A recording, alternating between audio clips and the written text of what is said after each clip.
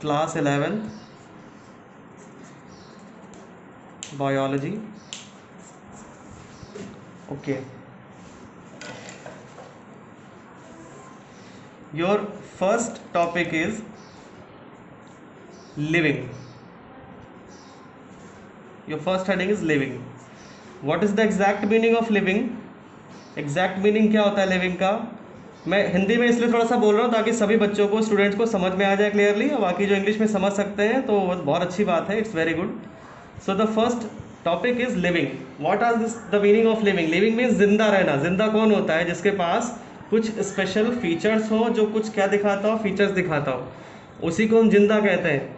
ये sketch pen है, ये कैप है, कॉपी है, ये जिंदा नहीं है. These are not living things because they don't show some certain features. तो किसको लिविंग कहोगे, किसको नॉन लिविंग कहोगे, ये सब आपको समझना है. But first of all, you are the student of class 11, so you are starting your career, you are starting your option as a biology. तो सबसे पहले थोड़ा सा बेसिक आप लोग समझ लीजिए. What is the basics of biology? तो बायोलॉजी में बेसिक का समझने से पहले बायो का मतलब पता होना चाहिए कि what is the meaning of biology. तो बायोलॉजी का आप क्या करोगे? आप स्प्लिट करोगे, बायोलॉजी को स्प्लिट करोगे. तो बायोलॉजी जो है दो वर्ड से मिलके बना है, बायो और लॉजी. तो बायो को बना हुआ है बायोस और लॉजी बना हुआ है लोगस. तो बायोस का मतलब होता है लिविंग, ओके, एंड लोगस का मीनिंग होता है स्टडी. तो बेसिकली एक कंक्लूजन क्या निकल के आया? The conclusion is the study of living beings is known as biology. ठीक है. So study of living being. अब लिविंग बींग में आप क्या समझोगे? लिविंग बींग जो होते हैं, there are of two kinds. मोटा मोटा आप समझ लीजिए, एक रॉ आइडिया कि living are of two types. The first is animal, another is plant. हालांकि आपको मैं अभी फर्दर बताऊंगा कि एनिमल प्लांट के अलावा भी बहुत सारे चीज़ें होती हैं, those who are living. But firstly animals and plants के बारे में थोड़ा सा एम्फेसाइज करेंगे. So biology is the form of science in which living processes, living beings, living organisms can be studied. Now we will discuss about living. Okay, so living में क्या होता है भैया, इसको समझो आप लोग. लिविंग वर्ल्ड में सबसे पहला जो आप समझोगे, कुछ फीचर्स होते हैं आपके एनसीईआरटी की बुक में दे रखे हैं. मैं आपको सबसे पहले इस वीडियो में बताना चाहूँगा कि NCERT is very very important for all of you. Those who are taking biology, those who are concerned about their career, their competition preparations, they have to concentrate on biology. क्योंकि बिना NCERT के आपको कुछ भी समझ नहीं आएगा. आप इस चीज़ को दिमाग में बिठा लीजिए कि एनसीईआरटी आपके लिए क्या है. एनसीईआरटी आपके लिए बिल्कुल समझ लो बाइबल है. If you are Christian, it is your Bible. If you are Mohammedan, it is your Quran Sharif. If you are Hindu, this is your Ramayana और Gita. If you are Sikh, this is your Guru Granth Sahib. तो एनसीईआरटी को कभी नहीं भूलना है. एनसीईआरटी आप जानते हो, एनसीईआरटी की बुक से सारे के सारे लोग क्या करते हैं? आईएएस की प्रिपरेशन करते हैं, पीसीएस की प्रिपरेशन करते हैं, या जो भी सिविल सर्विसेज की प्रिपरेशंस होती हैं, या जो भी कॉम्पिटिशन्स होते हैं, वो सारे के सारे किस पे बेस्ड होते हैं? That is on to NCERT books. तो एनसीईआरटी बुक्स के अंदर फीचर्स क्या है? किसी भी बुक को जानने से पहले, पढ़ने से पहले उसके बारे में जानना चाहिए आपको. तो एनसीईआरटी में क्या खास बात होती है? एनसीईआरटी में खास बात ये होती है कि दिस इज, आप सिंपल सी एक छोटी सी, मैं आपको हिंदी में आपको बताऊंगा, एक छोटी सी कहावत है, गागर में सागर. You all of belonging to CBSE class and CBSE schools, all of you are CBSE students. तो हो सकता है कि किसी को ये बात एक थोड़ा सा अजीब लगे कि गागर में सागर है, सर क्या बता रहे हैं, क्या समझा रहे हैं. तो केवल एक समझने की बात है, केवल एक टॉपिक को अंडरस्टैंड करने की बात है, एक कॉन्सेप्ट की बात है कि कम शब्दों में, बहुत ही कम लाइंस में एक बहुत बड़ी बात को एक्सप्लेन कर देना. This is the power of NCERT. तो जो लोग एनसीईआरटी पे फोकस नहीं करते, जो लोग एनसीईआरटी पे ध्यान नहीं देते, सीधा एबीसी पे या सीधा दूसरी रेफरेंस बुक पे टपक पढ़ते हैं पढ़ने के लिए, दे आर अंडर प्रेशर. वो बाद में प्रेशर झेलते हैं, उनको समझ नहीं आता है और फिर पढ़ने में मन नहीं लगता है. तो मेरा सबसे पहला एक रूल है, आपको दिमाग में रखना है कि जस्ट फोकस ऑन एनसीईआरटी। बाद में कोई काम करिए, सबसे पहले एनसीईआरटी परचेज करिए, एनसीईआरटी डाउनलोड करिए। This is free for all on website on ncrt.in.ncrt.com whatever। आप उसको डाउनलोड कर लीजिए और एनसीईआरटी पे स्टार्ट करिए। तो एनसीईआरटी का ही जो फर्स्ट चैप्टर, हम फिर से आते हैं अपने टॉपिक पे, that is living. That is living. Living में क्या होती है? लिविंग में कुछ खास बातें होती हैं। लिविंग में बहुत इंपॉर्टेंट और शुरुआत है यहाँ से। पहली चीज़ क्या होती है लिविंग की, जो फीचर्स है आपको हम बताएंगे, दैट इज ग्रोथ। ठीक है, ग्रोथ। इस पैटर्न को हम थोड़ा सा पहले एक्सप्लेन कर चुके हैं, तो हम बार बार नहीं बनाना चाहते हैं, आपको हम दिखाना चाह रहे हैं लिविंग का जो हमने एक्सप्लेन कर रखा है। So the characteristic feature of living beings are number 1 growth. What is growth? Growth means होता है कि किसी चीज़ को बढ़ना, इंक्रीज करना, in whatever sense you are taking. Growth में क्या है कि सबसे पहले आप जान लो, आप सभी लोग, ग्रोथ में सबसे पहले आप जान लो, ग्रोथ 2 टाइप्स की होती है। ठीक है, या 2 टाइप के एनिमल्स में या प्लांट्स में 2 तरह की ग्रोथ पाई जाती है। This is present in plant growth, ये थोड़ा सा अलग ग्रो करता है प्लांट, और एनिमल ग्रोथ। ठीक है, प्लांट्स में ग्रोथ थोड़ी सी अलग होती है और एनिमल में ग्रोथ थोड़ी सी अलग होती है। अब it very little difference in it, ज़्यादा डिफरेंस नहीं है। इसमें भी साइज इंक्रीज करेगा, इसके बॉडी के पार्ट्स इंक्रीज करेंगे, ब्रांचेस इंक्रीज करेंगे, लीफ का साइज इंक्रीज करेगा, सीड का साइज इंक्रीज करेगा, ओके, फ्लावर का साइज, स्टेम का size, and what ever the plant organ have. Animal में क्या होता है? एनिमल में भी सिमिलरली हाथ, पैर, legs, eyes, year, tongue, everything will grow, but the growth is in plant at a certain places, certain points or certain zones, and these zones are called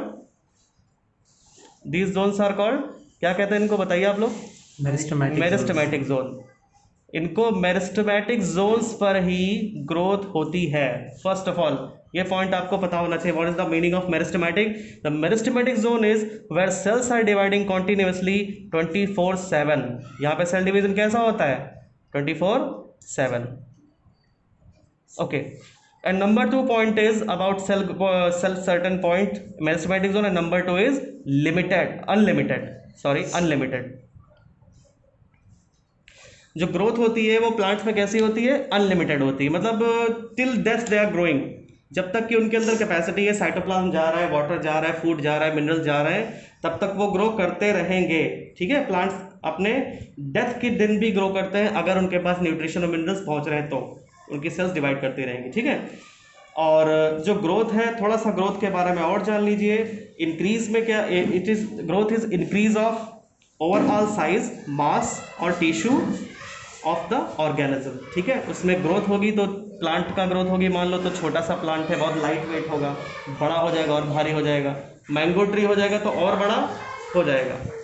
तो growth increases the mass. Growth क्या बढ़ाएगा?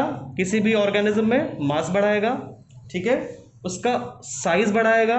Okay, you have to know about growth. Growth will increase mass, comma, size, and also increase the particular their part, body parts. ठीक है, सो चाहे वो animals में growth हो, चाहे वो प्लांट्स में हो, ग्रोथ क्या करेगी? It will increase mass, size and body part. Now emphasize about growth, it is of 2 types, further 2 types। growth also have 2 types। मैं इनको अलग से आपको समझाऊंगा कि what are these 2 new types। they are on the basis of external feature and internal feature। dear students, हो सकता है कि आपको थोड़ी सी राइटिंग अजीब सी लग रही हो, but try to understand, I hope you will understand. And external growth जो होती है, आप उसको समझिए, that is called in extrinsic growth. Extrinsic growth, for example, our skin will grow, our nails are growing, our hairs are growing, so all these growth types of growth are called extrinsic growth। Extrinsic मतलब बाहर body के, extrinsic मतलब body के बाहर जो भी body के part है वो ग्रो करेंगे, उसको आप एक्सट्रिंसिक ग्रोथ करोगे। For example in plants, bark grow करती है, एपिडर्मिस ग्रो करती है, ठीक है, रूट हेयर्स ग्रो करते हैं, बॉडी के उसके बाहर हैं वो, पत्तियां ग्रो करती हैं, फ्लावर्स के पेटल्स ग्रो करते हैं, तो रूट उसके क्या नाम है, जो रूट स्टेम होता है, स्टेम के ऊपर छोटे छोटे ब्रश जैसे हेयर्स स्ट्रक्चर्स होते हैं वो भी ग्रो करते हैं, तो these are called extrinsic growth. और बॉडी के अंदर जो ग्रो करेगी that is called intrinsic growth, intrinsic growth, okay, ये इंटरनल हो जाएगी, इंटरनल मतलब बॉडी के अंदर साइड में, इनसाइड बॉडी के इन, और ये आउटसाइड बॉडी के बाहर। तो सिंपल फंडा आपको समझ में आया कि the plant growth and animal growth is having some differences, but growth in other features also have externally and internally. Now will come to the animal growth. Animal growth और प्लांट ग्रोथ में थोड़ा सा difference है कि meristematic zones पर ही growth होती है, बट यहाँ पर क्या होता है, it is all over body. Animals में जो ग्रोथ होती है बेटा आप सब लोग समझ लीजिए, it is all over the body, body के सभी हिस्सों में बराबर ग्रोथ होती है। ऐसा कभी नहीं होता है कि दैट इज आपका एक फिंगर बड़ी हो जाए और दूसरे हाथ की सेम फिंगर क्या रह जाए, छोटी रह जाए, ऐसा कभी नहीं होता है। सो बॉडी के सारे पार्ट्स एक साथ ग्रो करते हैं, यूनिफॉर्मली ग्रो करते हैं। The next word is you can say that uniform growth. Plants में यूनिफॉर्म ग्रोथ नहीं होती है, एनिमल्स में यूनिफॉर्मली ग्रोथ होती है, ठीक है। Number 1 point growth is covered. Now we will move to the number 2 point. This is reproduction, this is reproduction.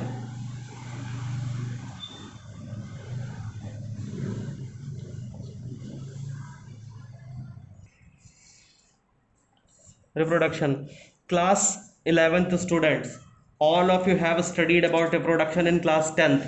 आप सभी लोग क्लास 10th में पढ़ के आए हो कि रिप्रोडक्शन का मीनिंग क्या है, इसके टाइप्स क्या है, और इसके बारे में अच्छे से आप जानते हो, ऐसा मेरा समझना है। बट फिर भी I am starting from basics. The first one is the meaning of reproduction. री मीन्स क्या होता है, again, and production, production means क्या होता है, फॉर्मेशन। सो री फॉर्मेशन और अगेन फॉर्मेशन, किसका फॉर्मेशन, न्यू ऑफस्प्रिंग्स का फॉर्मेशन। ऑफस्प्रिंग्स क्या होते हैं, ऑफस्प्रिंग्स जो होते हैं उनका मतलब होता है बच्चे या आने वाली जनरेशन या जो उनके संतान पैदा होती है उन्हें ऑफस्प्रिंग्स कहते हैं। तो again formation of offspring, in short it is called reproduction, okay. Like of its own kind, like of its own kind का मतलब अपनी तरह के बच्चे पैदा करेंगे रिप्रोडक्शन की प्रोसेस से। आप सब लोग जानते हो कि अगर चूहे का बेबी है तो चूहे जैसा छोटा सा दिखाई पड़ेगा, हाथी का बेबी है तो हाथी का छोटा सा बेबी दिखाई पड़ेगा। ये नहीं है कि आपने देखा कि बतख का बेबी है और वो कुत्ते जैसा दिख रहा है, it can not be seen, because कि उनके अंदर दोनों के क्रोमोसोम्स हैं, दोनों के पेरेंट्स मदर और फादर के जीन हैं, इसीलिए वो उन्हीं की तरह ही कंस्ट्रक्ट होता है, बनता है। So this is called reproduction and it is of 2 types, you know very well that. Number 1 asexual reproduction and number 2 sexual reproduction. आप 10th में पढ़ के आओ, मैं डिटेल में नहीं जाऊंगा। एसेक्सुअल मेथड जो होता है ये यूनिपेरेंटल होता है, थोड़ा थोड़ा आपको बताऊंगा। यूनिपेरेंटल और एसेक्सुअल रिप्रोडक्शन में केवल सिंगल पेरेंट इन्वॉल्व होता है, इसलिए इसको यूनिपेरेंटल कहते हैं। Second thing is less time taking होता है, इसमें कम टाइम लगता है, ठीक है। नंबर 3 इज नो वेरिएशन, इसमें कोई वेरिएशन नहीं आते हैं जनरेशन्स में। तो these are few points that you have to understand about asexual reproduction. Asexual reproduction में आप सब लोग जानते हो, आप लोग भी 12th पढ़ चुके हो कि इसमें क्या होता है, बडिंग होती है, इसमें क्या होता है, फ्रेगमेंटेशन होता है, और वेजिटेटिव प्रोपेगेशन होता है, और बाइनरी फिजन होता है, और मल्टीपल फिजन होता है, ठीक है। So these are some kinds of asexual reproduction. It takes less time, it is uniparental and it is having no variation at all in their offspring.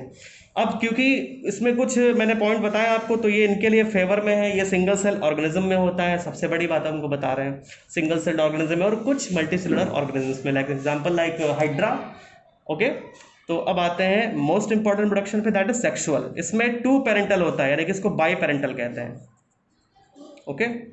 ये बाई पेरेंटल होगा, इसमें क्या होंगे, 2 पेरेंट इन्वॉल्व होंगे। The first one is male, मैंने symbol बनाया है, मैं लिख नहीं रहा हूँ, एंड नंबर 2 इज फीमेल। आप सब लोग अच्छे बच्चे हो, पढ़ने वाले हो, सब समझ जाओगे कि मेल और फीमेल सिंबल कैसा होता है, समझ जाओगे, ठीक है। So this is by parental, it is having it will taking more time. ये कैसा टाइम लेता है? ज़्यादा टाइम लेता है। ये रिप्रोडक्शन क्या करता है? ज़्यादा टाइम लेता है, जेस्टेशन पीरियड कंप्लीट लगाता है। फॉर एग्जांपल ह्यूमन बींग्स में जेस्टेशन पीरियड कितने टाइम का होता है बताओ? 9 मंथ्स का होता है। वीक्स में बताओ कितने वीक्स का होता है? ठीक है, डेज का बताओ, डेज का बताओ, किसी को पता है? डेज में कन्वर्ट करो 9 मंथ्स को, 36 इंटू 4 करो, 127, 126 अप्रॉक्सीमेटली। ओके, तो ये होता है बाइपेरेंटल। इसके बाद सबसे इंपॉर्टेंट पॉइंट है सेक्सुअल रिप्रोडक्शन का, दैट इज वेरिएशन। कि जो ऑफस्प्रिंग्स हैं इनमें वेरिएशंस आएंगे, variations occurs. Variations are very very crucial, very very important for the purpose of evolution, for the process of evolution. These are the raw material for evolution. अगर किसी भी species में variations नहीं आए तो वो स्पीशीज ग्रो तो करेगी, रिप्रोडक्शन भी करेगी, बट वो डेवलप नहीं हो पाएगी, उसमें नए फीचर्स इन्वॉल्व नहीं हो पाएंगे। For example, our thumb is on right angle now. आप देख रहे हो, ये क्लास 12th के स्टूडेंट का टॉपिक है, बट 11th में आप लोग थोड़ा सा समझ जाओगे तो ये आगे फ़ायदा रहेगा। क्लास 11th में समझ लो इस चीज़ को कि वेरिएशंस क्या होते हैं। आप सबसे पहले जान लीजिए, जो हमारे होमोनिड्स थे, हमारे एंसेस्टर्स थे, उनका थंब यहाँ पे था, and it is now shifted to the 90 degree. Why? This process is due to evolution. It is evolutionary development that taken place in our body. So it is on 90 degrees, 90 degree right angle. ये 90 degrees पे क्यों है? To hold the things very easily.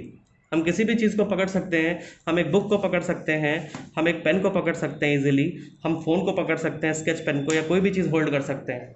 तो ये हमारा क्या है? Evolutionary development है। ये कैसे आया? What is it's source? It's source is sexual reproduction. Okay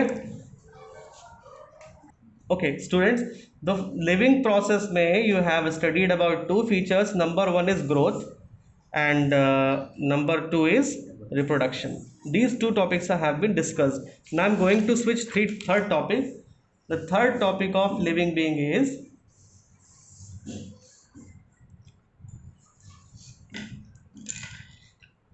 metabolism.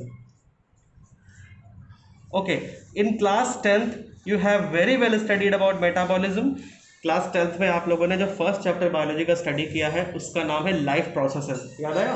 Life processes में क्या था? लाइफ प्रोसेसेस में डाइजेशन था, रेस्पिरेशन था, और क्या था? एब्जॉर्प्शन तो इसी में था, रेस्पिरेशन, एब्जॉर्प्शन, एक्सक्रीशन था, और क्या था? सर्कुलेशन था। ओके, एंड तो basically there are 4 and very major systems of your body. तो आप जानते हो डाइजेशन में क्या होता है? This is the catabolic process in which the things are splitted and broken down into the further simpler compound. आप कॉम्प्लेक्स फूड खाते हो, आप रोटी खाते हो, आप दाल खाते हो, चावल खाते हो, अचार खाते हो, ठीक है, वो सब पेट में क्या होता है? जाता है, उसको काटा जाता है, कट किया जाता है, उसकी च्यूइंग होती है, फिर ग्राइंडिंग होती है, दैट इज सलाइवा मिक्सिंग होती है, and then it is converted into bolus. Okay, bolus will move towards the stomach through the process of peristalsis, and due to peristalsis your food goes to the stomach, and stomach secretes lots of juices, digestive juices like gastric lipase and HCl. These all compound, these are chemicals, digest the food, and this food is called bolus. Bolus further converts into chyme, and chyme further converts into chyle. तो ये digestion आप जानते हो, ज़्यादा detail में हम नहीं जाएंगे। डाइजेशन में बड़े मॉलिक्यूल को छोटे मॉलिक्यूल में तोड़ा जाता है। तो सिंपल वर्ड में आपको समझा रहा हूँ, the macromolecules are broken down into micromolecules, okay, and simple absorbable forms. छोटी सी बात और समझ लीजिए, मेटाबॉलिज्म में आपके टीथ, आपके टंग बहुत मेजर रोल प्ले करते हैं, because teeth are of 32 and there are 4 types, incisor, canines, premolars and molars, and salivary glands are 3 pairs in the body, in your mouth, and your tongue have taste buds and helps to digest the food. Okay, और saliva आप जानते हो, saliva में mucus होता है, and one enzyme, उस enzyme का नाम बताइए, तो नीट के लिए बहुत इंपॉर्टेंट है, नाम बताइए कौन सा एंजाइम होता है? Salivary amylase, and it is also called, it have another name called ptyalin. P silent है इसमें, इसको क्या बोलते हैं? Ptyalin. Ptyalin also helps to digest the starch और शुगर, ठीक है। आपको छोटा सा एक टास्क दे रहे हैं, घर पे जाना, रोटी लेना, रोटी को चबाना थोड़ी देर तक, आफ्टर फ्यू मिनट्स वो क्या लगेगी आपको? मीठी लगेगी। क्यों लगेगी? Because starch converted into sugar, इसलिए मीठी लगेगी। ठीक है, okay. Next is respiration. Respiration में क्या होता है? It involves two steps, breathing and exchange of gases and further intercellular respiration. तो ब्रीदिंग में क्या होता है? सांस को अंदर लेना, बाहर छोड़ना। We are taking air, it contains oxygen which moves towards the blood capillaries through the alveoli. Okay, आपने इसमें 10th में अच्छे से पढ़ा हुआ है, और 11th में आपको जो फर्दर चैप्टर्स आएंगे, चैप्टर 22, उसमें हम आपको एक्सप्लेन करेंगे ये सारे प्रोसेस। सिंपली आपको हम थोड़ा थोड़ा बता दे रहे हैं। That is number 3 is excretion. It is the elimination of food material, undigested food material, sorry, it is the elimination of undigested food material and the waste material from our body to the outside environment. Okay, so this is called excretion. excretory material में आपका nitrogenous waste सबसे ज़्यादा important होता है, ये आपको समझना है। चैप्टर जो भी फिजियोलॉजी आपकी आएगी आगे यूनिट्स में, उसमें समझना है। ठीक है, तो एक्सक्रीशन में सबसे बड़ा मेजर वेस्ट मटेरियल कौन सा होता है? नाइट्रोजिनस वेस्ट, याद रखिएगा। ठीक है, एंड एक्सक्रीशन में एक्सक्रीटरी ऑर्गन्स भी आते हैं, दोज हु हेल्प्स अस। तो what are the excretory organs? The primary excretory organs are one pair of kidney, याद रखेगा आप सब लोग। ठीक है, one pair of kidney is the major excretory organ of our body. आप लोगों को शायद पता होगा कि आप एक किडनी के सहारे रह सकते हो होल लाइफ। ओके, और 2 किडनी है तो 2 भी आराम से रह सकते हो, तो अच्छी बात है। तो ये 2 का काम एक में कैसे हो सकता है? How is it possible? कभी सोचा है? ऐसा इसलिए हो सकता है क्योंकि एक किडनी एक टाइम पे फंक्शन करती है, तो दूसरी वाली क्या करती है? रेस्ट करती है, और फिर वो क्या करते हैं? एक्सचेंज कर लेते हैं। वो पहले वाली आराम करने लगती है, दूसरी वाली काम स्टार्ट कर देती है। ठीक है, तो एक छोटा सा सवाल मैं आपसे पूछूंगा, अ लिटिल बिट क्वेश्चन, कि what is the unit of kidney? किसी को पता है? नेफ्रॉन। नेफ्रॉन, और यूरिनिफेरस ट्यूब्यूल इसी का दूसरा नाम है। तो नेफ्रॉन क्या है? Structural and functional unit of kidney है। It helps to filter the blood. Okay, and the fourth and very important metabolic function is circulation. circulation में क्या होता है? ब्लड के पंप करने के लिए एक हार्ट हमारे पास ऑर्गन होता है, इट्स वेरी मेजर ऑर्गन। और ब्लड वेसल्स, ठीक है, blood vessels are of 3 types, arteries, veins and capillaries. तो ये सब मेटाबॉलिज्म में मैं आपको इसलिए बता रहा हूँ क्योंकि मेटाबॉलिज्म में सब कुछ शामिल रहता है। और भी बहुत प्रोसेस है जो मेटाबॉलिज्म में है, मैं बहुत डिटेल में नहीं जा रहा हूँ क्योंकि मेटाबॉलिज्म आपको पूरा आगे स्टडी करना है। The number 4 type is organization, cellular organization. Okay students, सबसे पहले आपको मैं समझा दूं सेलुलर ऑर्गेनाइजेशन समझने से पहले कि सेल क्या होती है, और इसके बारे में आप 9th में पढ़ के आए हो, cell theory. Okay, Schleiden and Schwann ने दी थी सेल थ्योरी, आपको पता होना चाहिए। तो सेल थ्योरी जो है वो क्या कहती है? वो 2 पॉस्टुलेट्स देती है। It gives 2 postulates. The first postulate is all organisms are made up of cells and their products. जितने भी इंडिविजुअल्स हैं, लिविंग बींग्स, लिविंग की बात कर रहे हैं हम, वो किसके बने होंगे? सेल्स के बने होंगे एंड उनके प्रोडक्ट्स के बने होंगे। ओके, तो सेल्स तो ठीक है, बट सेल के प्रोडक्ट क्या होंगे? सेल के प्रोडक्ट क्या होंगे? सेल का प्रोडक्ट होगा हार्मोन, सेल का प्रोडक्ट होगा mucus, lipid, fat, protein, all these are cell products. ठीक है, तो सेलुलर ऑर्गेनाइजेशन समझने से पहले आपको समझना पड़ेगा बिल्डिंग का कॉन्सेप्ट। बिल्डिंग क्या होती है? Building is made up of bricks. Yeah.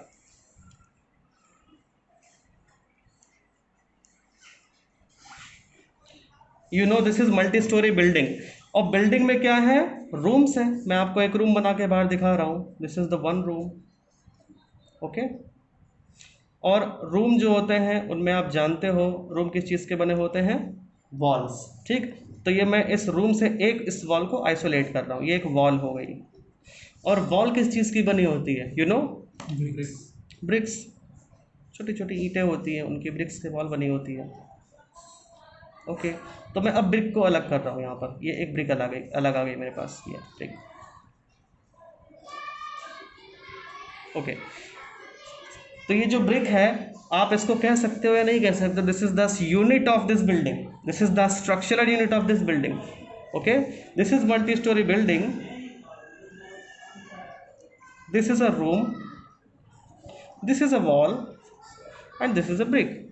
So every brick sets upon one another and forms a wall. And when four walls are arranged together, they constitute a room. And when a major or when a large number of rooms are gathered together, arranged together, they forms a building. Similarly, our body is working, our body is made. Example, this is our body. Okay, this is our body. So suppose that this is your pancreas. Okay, this is your body, and pancreas is your organ. Pancreas is your body organ.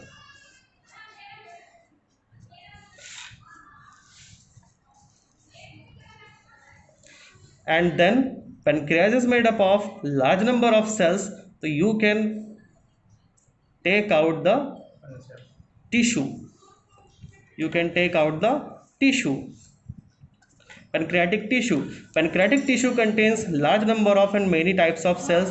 For example, pancreatic tissue contains of isolates of Langerhans. You know, you have studied in class 10th. We have pancreas. We have pancreatic tissue, and it has three types of cells: alpha, beta, and delta. We will discuss together. We will discuss this later in further chapters. But now I'm just showing you the structure of tissue, because tissue is made up of cells. Okay. Tissue is made up of cells, cell organelles, ribosome, cytoplasm, and other one. So this is cell. तो आप क्या कर सकते हो? You can comprise very well. Building is just like our body. Okay. Room is just like our organ. Tissue is just like our wall, and the cell is just like our bricks. जिस तरीके से cell मिलकर tissue बनता है, similarly एक आप brick use करोगे तो वॉल बनेगी. आप टिश्यू मिलाओगे तो ऑर्गन बनेगा. वॉल आप चार कलेक्ट करोगे तो रूम बन जाएगा. और जिस तरीके से ऑर्गन से पूरा बॉडी ऑर्गेनाइजेशन बनता है, उसी तरह से बॉडी ऑर्गेनाइजेशंस की तरह से ही हमारी बॉडी की या इस ईंट से बिल्डिंग बन जाएगी. तो आई थिंक आप सबको समझ में आ रहा होगा कि how the cell is a structural and functional unit of our body and what is cellular organisation.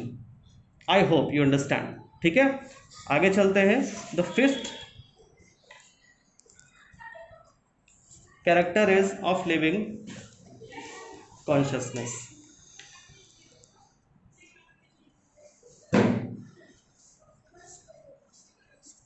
Consciousness में आपको दो चीज़ें बहुत ध्यान से समझनी है बेटा, सब लोग जान लीजिए. कॉन्शियसनेस में सबसे पहले आपको समझना है stimulus, and number 2 response. Stimulus क्या हो सकता है? What is stimulus? External atmosphere से, फ्रॉम आउटसाइड बॉडी के अंदर बाहर से मिलने वाला कुछ भी ऐसा, या वो टच हो या वो लाइट हो, ठीक है, कोई भी ऐसा sense from outside, any sense जो किसी भी टिश्यू को या किसी भी सेल को बाहर से कोई सेंस रिसीव हो रहा है, that is called stimulus. Okay, stimulus मिलेगा बॉडी के अंदर तो बॉडी क्या करेगी? रिस्पॉन्ड करेगी. ये भी एक बहुत बड़ा फीचर है लिविंग थिंग्स का. अगर बॉडी को स्टिमुलस मिला, वो रिस्पॉन्ड नहीं कर रही है, दैट मीन्स वो बॉडी क्या हो सकती है? तो वो कॉन्शियसनेस और लेस कॉन्शियस हो सकती है. ओके, अनकॉन्शियस हो सकती है, या वो डेथ हो सकती है. फॉर एग्जाम्पल डेड बॉडी में आप टच करोगे, ये भैया उठ जाओ, क्या उठेगा? Will he respond? नो. अगर वो अनकॉन्शियस है तो क्या उठेगा? नहीं उठेगा. Similarly the one case is of coma patients. Coma patients आप लोगों ने सबने देखा होगा, they are lying on the bed, they are on the life support system. उनको वेंटिलेटर पे डाल देते हैं. आप लोग सब लोग सुन रहे होंगे, आजकल कोरोना का केस चल रहा है बहुत ज़्यादा, तो वेंटिलेटर्स चल रहे हैं डिमांड में. वेंटिलेटर्स की कमी पड़ रही है हमारे देश में, या आ रहे हैं वेंटिलेटर्स, उन पर रिसर्चेस चल रही हैं, बनाई जा रही हैं. तो वेंटिलेटर्स बेसिकली क्या होते हैं? They are having life support system. उनमें आर्टिफिशियली लंग्स होते हैं, उनको पंप करते हैं एयर को हमारे लंग्स के अंदर, ऑक्सीजन भेजते हैं. देन उनके अंदर फूड की सप्लाई के लिए भी सिस्टम होता है, पल्स रेट को कंट्रोल करने का सिस्टम होता है. This is all having a particular system, A scenario.